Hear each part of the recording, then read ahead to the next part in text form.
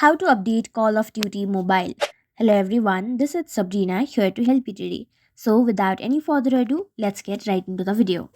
So updating Call of Duty Mobile is a very simple process. The process is similar to how you install and download it.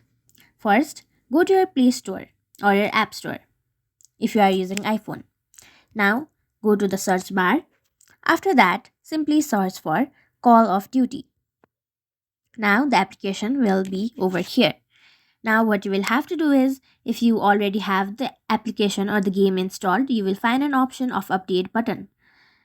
If there is an update button, that means you have some ongoing updates and you will have to update it by simply tapping on the update button. So that's it. Thank you for watching this video. Make sure to like, share and subscribe to our YouTube channel. If you got any questions, comment them down and I'll catch you in the next one.